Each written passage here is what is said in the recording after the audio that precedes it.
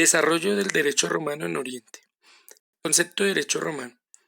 Denominamos al conjunto de normas jurídicas que se rigió en un pueblo desde la fundación de su ciudad hasta la muerte del emperador de Oriente llamado Justiniano en el siglo VI después de Cristo. El segundo sentido del concepto romano se refiere a la recepción de derecho romano en los ordenamientos jurídicos de Europa después de desaparecer el imperio romano hasta la actualidad. Etapas históricas del derecho romano. En Roma el derecho y la están estrechamente interrelacionados. Podemos distinguir 5 etapas según sus didácticos. La época como la fundación de Roma en el siglo VIII, donde se estableció la monarquía. La época preclasista, conocida así, ya que el sistema político republicano es el imperante en todo periodo, va desde la publicación del Código de las 12 tablas del año 509 a.C. hasta finales del siglo I en el año 27 a.C.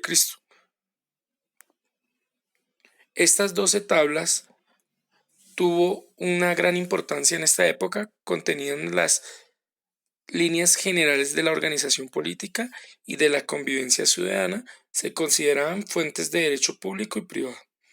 Época clasística. Comienza desde el siglo I, año 27 a.C., con la asociación de poderes de Augusto con la fórmula política autoritaria del imperio absoluto. Viene dado por varias décadas en la crisis de la República que termina en la caída del Imperio Romano. Época postclásica. Se desarrolla en el siglo III después de Cristo hasta mediados del siglo VI después de Cristo. Se instaura un nuevo régimen político a costa de las libertades públicas y de los derechos de los ciudadanos.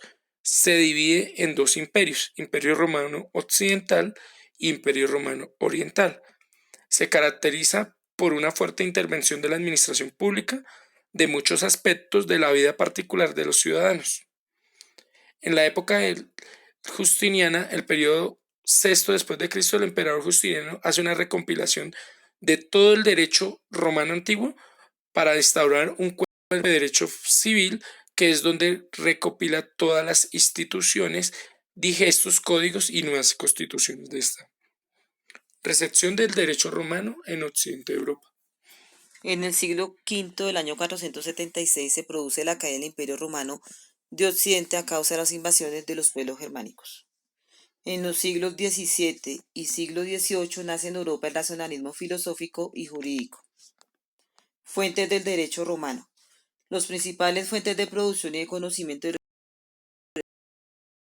derecho romano. Ley del Senado en época del Principado, Senado, consultos, magistrados, pretores, gobernantes, ediles, curules, edictos, emperadores constitucionales, leyes imperiales.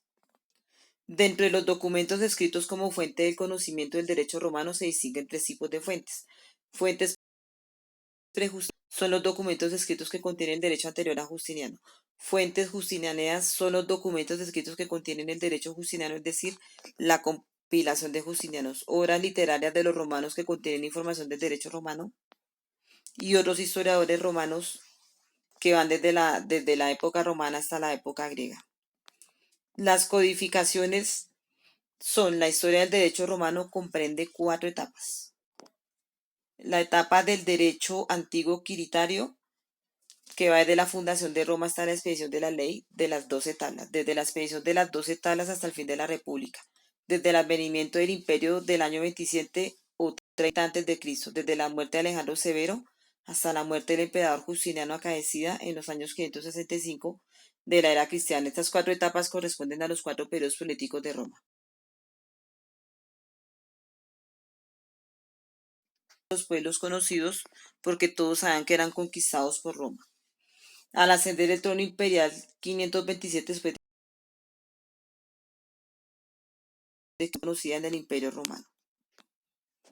Se dividen en 4 libros que tienen el mérito de ser exactamente iguales a libros de nuestro Código Civil, así el libro primero trata de personas, el segundo de los bienes y el tercero del derecho sobre ellos se ejercen, y la sucesión, causa de la muerte y las obligaciones y los contratos.